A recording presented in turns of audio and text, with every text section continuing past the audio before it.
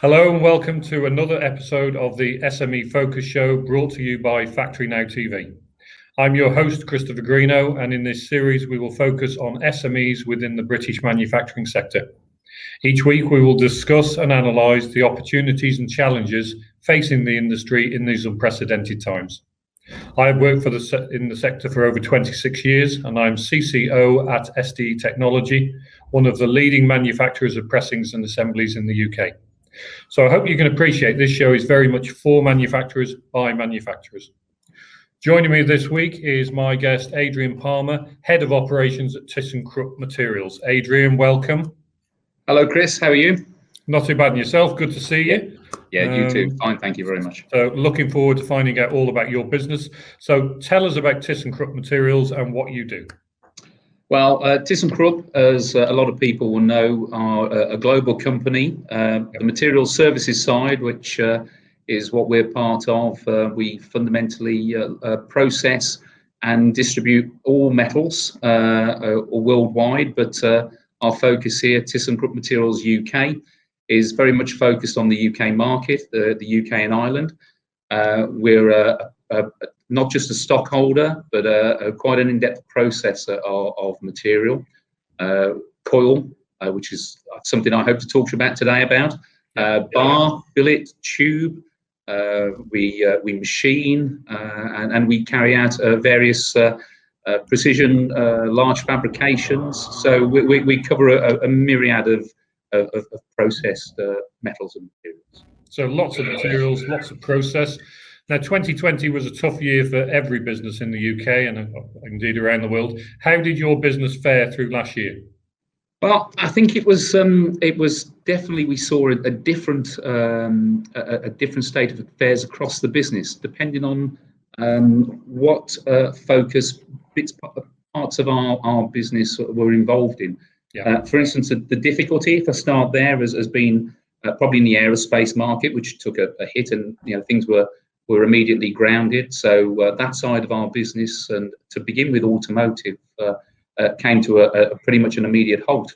But Thyssenkrupp is a strong business and very diverse, and parts of our business, the veterinary side, especially in our stock holding side, we were called upon during that period of time to support a lot of SMEs and tier ones that were working heavily to support the NHS.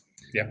So we supplied a lot of stainless steel material, processed material, into ventilators and other key items. So I think whereas it was difficult for all people, I think there was a real positive vibe in our business as a company that could be involved and support the manufacturing sector like we did at short notice, giving a bespoke sort of service that we can do.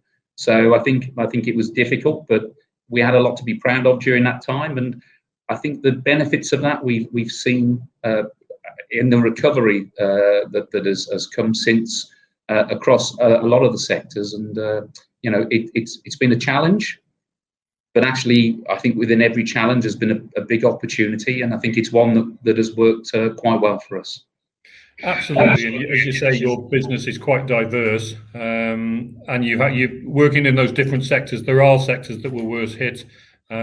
You've also invested not just in a new building, but you've got new equipment. That's correct. Yep. Our investment, if we focus on our coil processing business, which I'd like to talk to you about today, our business veterinary, which again was heavily involved with the things I was just talking about. We specialise in aluminium and stainless steel flat roll product. We do a lot of slitting. So as far back as 2013, we started investing heavily in that business in the UK. We spent £4 million on a state-of-the-art slitting line, and we've invested throughout. And you're quite right, last year, although the pandemic hit, we continued to invest in the business, and we put in a new slitting line to us, which was a cut-to-length line specifically focusing on aluminium. Yeah. A building which we were quite lucky in our close vicinity became available that fit, purpose-built for steel stock holding, which was ideal. And we've put that machine into that building, and we're now running it as a cell. supporting automotive and the architectural business in aluminium products. Fantastic. And you're really a leader in handling pre-anodized material. What else sets Thyssenkrupp apart from your competitors? Well, I think the one thing that's key with ourselves is our in-house expertise. We have experts in the business that understand the product and also the processing of the product. A lot of our competitors in the UK, they will purchase material directly from a mill in the finished format. So it's a stock holding service that they can offer, and that we do too. But within Thyssenkrupp, we have the ability to bring in coil, understand how to flatten, to process that to bespoke sizes. So whatever the quantities and whatever the project, we can cut down on people's scrap. We can give them a technical service. So with coil, for instance, we can produce panels up to 6 meters long from stock in short production runs, and we can produce panels that are 300 millimeters long, again in short production runs, and any increment in between. So if we look at that machine and what we offer in the UK, the smallest blank we could produce would be 100 millimeters by 200 millimeters. The longest blank we can produce is 1500 millimeters by 6 millimeters, and all of that within a few days. Whereas our competitors would be a bulk buy from a mill to coil sizes with a mill lead time that could be weeks, or at this moment in time, months. So we're very well placed to service the market at the moment. Absolutely, it's really working with your customers to give them the service because of the investment in the new building, the new machinery, the new equipment. You can actually offer them a lot more than your competitors now, and you're sort of leading the market in your area, aren't you?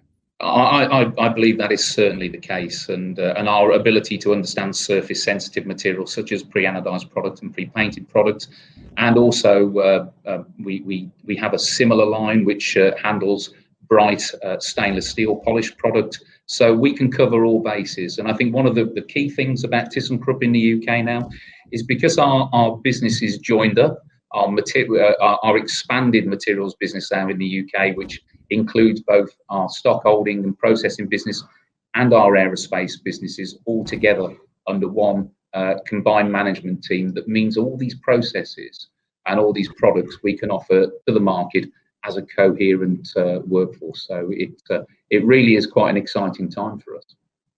Absolutely. The plans for 2021 and beyond, are you going to continue to invest, continue to grow? We are going to continue to invest. There are investments already being planned this year. We're continuing to enhance the services that we already offer. The cut to length line, we can barcode onto sheet. We can give customer bespoke numbering. We can apply strippable films straight from our processing line. And also within other parts of the business, we're boring. We recently put in a new lathe into our Milton Keynes business, so we can do speciality work here. And that investment program is set to continue through this year coming and following on from that too. Okay. And in terms of, you said working around the world, do you and your staff get a chance to go to other sites around the world with Thyssenkrupp? We do. I'll talk from experience that we not long ago put a line into our Polish business where they began to slit and produce aluminium product. And we have, as I said before, in the UK, quite an expertise in this area. So I took a small team of people there, and we trained and allowed them to enter that market in a very smooth way. Given years of experience with those sort of products, which are not that sort of experience is come by over a period of time, and being able to impart that knowledge throughout the group and help Thyssenkrupp grow worldwide is one of our strengths. And I think we see that throughout our extended group. We work very closely, and the one thing that I would say, being a part of this business, the networking through Thyssenkrupp on a worldwide basis is second to none. It really gives us an advantage and allows us to share that knowledge and expertise. Fantastic. And in terms of expansion, are you taking on apprentices? Have you got roles within your business? Do you need skills now? Have you got jobs available? We have, within our veterinary coil processing business, we're actively looking to recruit, and people with slitting skills or with cut length line skills or any processing skills, we'd be happy to talk to. We have vacancies there.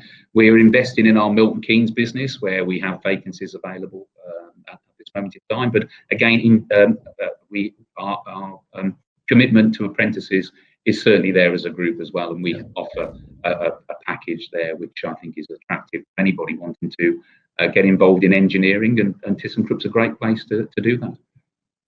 Fantastic. So in terms of, we've heard about investment, we've heard about job creation, all the things that we love to hear about on this show. Adrian, thank you for your time today. It was great to meet you and great to hear about Thyssenkrupp. Yeah, Chris, thank you very much for the invite. It's been a pleasure. You're welcome. Catch up soon. Take care. That brings us to the end of another show. Thank you for watching, and I look forward to meeting more of our brilliant SME manufacturers like Adrian and Thyssenkrupp, and those supporting the sector next week. If you would like to get in touch with the show with a comment, a suggestion, or even to appear on a future episode, please email us tv@mtd.media. So from me, Chris G @SDE, goodbye.